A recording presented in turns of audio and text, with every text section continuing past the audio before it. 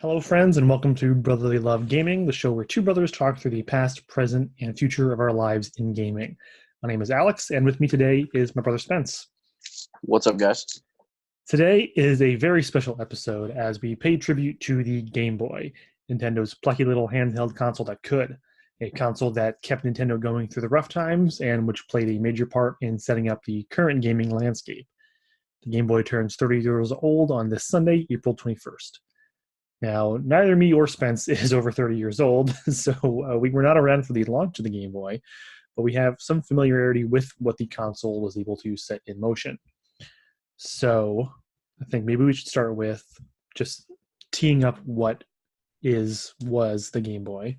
Basically, it was one of the original handheld game consoles, designed primarily by Gunpei Yokoi and Satoru Okada, people that you may know as the co-creators of Metroid.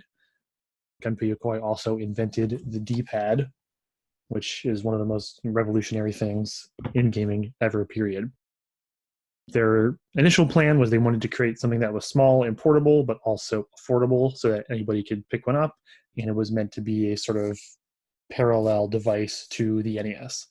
And it was a huge success, sold out its initial run of 300,000 units in Japan in its first 2 weeks in release. And then in its first day of release in the US, it launched with Tetris, which a lot of people think of as its killer app. It sold 40,000 units in its first day, which is kind of insane to think about when you think about the culture of gaming back then. Exactly. It really revolutionized the mobile gaming experience for its time. Granted, like you said, neither of us were around for the original, but it still, for the time being, there was only a few competitors and none that really appealed to many people as this one did, and it came out with like a bunch of killer titles that are now huge franchises. So like Link's Awakening, Super Mario Land, like games like those, like everybody thinks of those now as Nintendo itself. Where we were first introduced to Wario. His first appearance was in Super Mario Land 2. He ended up getting his own series of Wario Land games after that, all on the Game Boy. Metroid 2, Return of Samus, came out on the Game Boy, which would be kind of a crazy thing for them to do now if they had released a sequel to a really popular game on a handheld device. To think of them doing it back in the 80s, 90s, doing that crazy move. Same thing with Link's Awakening, like you mentioned. And they were able to shrink down the experiences in, I thought, a really competitive way. You mentioned that obviously we weren't around for the launch of it, but I think a big testament to what made the Game Boy such a big deal is the fact that, when we did get to it later in the 90s, it was almost 10 years old by that point, but it was still relevant, 100%. Do you remember like the first time you touched a Game Boy? It probably wouldn't have been one of the like earlier versions, though, right? It was one of yours. Right, okay. It was one of yours or Zach's, because Mom didn't want me to have anything as a small child, because obviously small children break things. Right.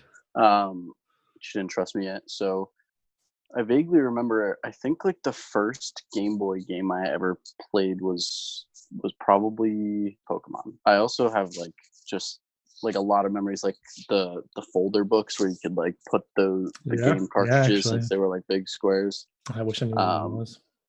Yeah, but I remember like playing like a Dracula game on there. Like it was that game was so difficult and so bad, but it's I still remember it clearly because of I liked playing those old Game Boy games for just because. First time I ever played a Game Boy was actually at karate. There was another person there who had one of these style, and they had Super Mario Land on it. So one time before or after practice, something like that, I just grabbed it, started playing around and hitting buttons on it, and I was like, whoa, Game Boy.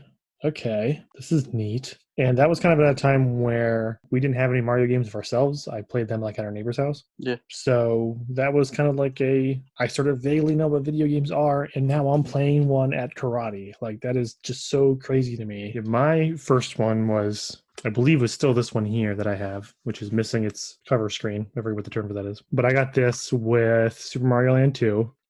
Zach and I both got copies of that game, which was a very smart idea for us to both get the same game. I think that must have been probably Christmas '97, and the following fall was when Pokemon came out in September of '98. So I had one by then, sort of was able to figure the ins and outs of it, and then Pokemon just blew up. In a way, the Game Boy kind of got a second life because of Pokemon, yeah. And by that point, it was kind of the only handheld device in town. Yeah. Like it had, in terms of its competition, there was the Game Gear from Sega, Atari Lynx, and there was the NEC Turbo Express. And, all three of those are more advanced hardware, color screens, backlit screens, and none of them even came close to what the Game Boy did with inferior hardware. I think a lot of that has to do, again, with Nintendo's core philosophy of make it small, make it portable, make it cheap. The Game Boy was under $100. None of the other systems that it was competing against were under $100, So that made it a very attractive thing for, like we were able to get two of them. Actually, Grandpa bought them for us, to be fair, but we were able to get two of them because they were $80 or $90 each. They weren't $150 each, and then plus getting games on top of that. So they were really able to get them into the hands of multiple people in the same household. Even with like those games you mentioned earlier, I think Return of Samus is a really good example of how they were able to take the concept of Metroid, of exploring this world. They were able to shrink down that experience and make it feel creepier and more claustrophobic even. And then the portable version of Tetris is like one of the most ideal ways to play Tetris even still today. That Game Boy version of Tetris is just excellent. I think they had a really great sense of what made this device different than their home console and how to get the most out of that. Now, the other thing that we didn't touch on that I know was a huge deal when it came to the Game Boy, it was an accessory. I'm talking about the little worm light. Little worm lights, yeah. Oh, yeah. Yeah. I can't tell you how many times I probably had my Game Boy on with that worm light on when I shouldn't be after bedtime, and I would hear Mom coming up, turn it off, put it under my pillow. Car rides too, like at nighttime, they were our saving grace. So the Game Boy was around for 9 years before the Game Boy Color came out, which is kind of crazy to think about the fact that, again, it was using 8-bit technology, black and white screen. There was a backlit version that came out in Japan. We never got it over here, but they finally released a color version in 1998. I had one. This is not my original one, but this is one of the Pokemon versions now. But then in my memory of it, I don't think I got that very quickly when it came out, because in my memory, I had that for a very short amount of time until the Game Boy Advance came out. And then that was the big game changer in a lot of ways. And that's where you really, really came on board with the Game Boy revolution. Oh, yeah. So, like, just for example, like, still to this day, my favorite like game of all time exists on Game Boy Advance, and we've talked about it before. Mario Tennis, yeah. Mario Tennis Power Tour. I probably put I put hundreds of hours into that game. Like I did all the characters and all the difficulties, like max level, pretty much all of them. Like, so I played games like that, got like literally so many games just for the Game Boy Advance, which then I carried over and used on the SP. Just sitting at the dentist, and I like brought it in my pocket and then pulled it out and just flipped it open and started playing. Like, it was just so convenient and awesome for the time that it came out. Played a lot of those games also, like waiting outside parent-teacher conferences, just being able to just have it with you on the go, which again seems so quaint now. We have, phones in our pockets that are capable of playing Final Fantasy quality games at this point. Yeah.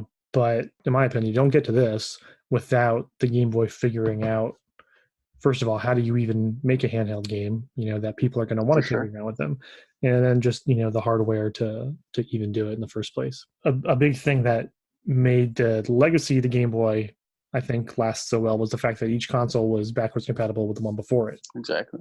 They didn't invent backwards compatibility, but like Super Nintendo could not play regular Nintendo, N64 could not play Super Nintendo games, but you could pick up your Game Boy Color and play Game Boy games. Your Game Boy Advance could play any Game Boy game. Same thing with the SP. Yeah, SP could play it all, and then all the way up to the DS can play Game Boy Advance games, so they keep that legacy going.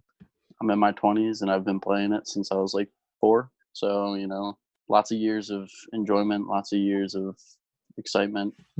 And just grateful for it, all that it went through and all the competition that it had and all the mockery, it came out up top. I mean, a lot of people will talk smack about the Switch and say that, oh, it's underpowered compared to the PS4 and the Xbox One.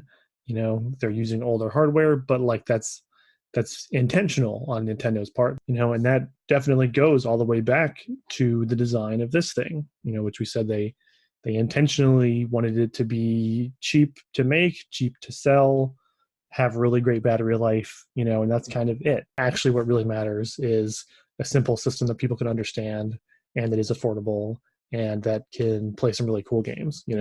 That's what people want. I think that's what the Game Boy for 30 years now has been able to deliver.